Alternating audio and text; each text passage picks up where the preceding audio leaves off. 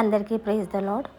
ప్రభువు దినం అంటే ఆదివారం యొక్క ప్రాముఖ్యతలు పరిశుద్ధ గ్రంథం బైబిల్లో నుండి కొన్ని లేఖనముల ద్వారా తెలుసుకుందాం. మొదటిగా యేసుక్రీస్తు ప్రభువు వారు పునరుత్థానమైన దినము. రెండవదిగా యేసుక్రీస్తు ప్రభువు వారు శిష్యులను దర్శించిన దినము.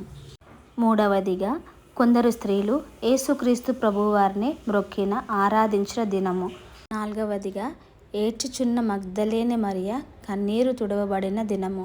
ఐదవదిగా ఎమ్మాయి గ్రామానికి చెందిన ఇద్దరి కన్నులు తెరవబడి వారి హృదయములు మండించబడిన దినము. ఆరవదిగా భయముతో ఉన్న శిష్యులు సమాధానము పొందుతున్న దినము. ఏడవదిగా అవిశ్వాసులైన శిష్యులు విశ్వాసులుగా మార్చబడిన దినము. ఎనిమిదవదిగా పరిశుద్ధాత్మ కుమ్మరింపబడిన దినము. తొమ్మిదవదిగా చనిపోయిన ఐతుకు బ్రతికిన దినము, ఆధ్యాత్మిక జీవము పొందుతున్న దినము. పదవదిగా అపోస్తలులు రొట్టె విరిచిన దినము. 11వదిగా పరిశుద్ధుల కొరకు కానుక వేసిన దినము. 12వదిగా యోహాను ఆత్మవశుడైన దినము.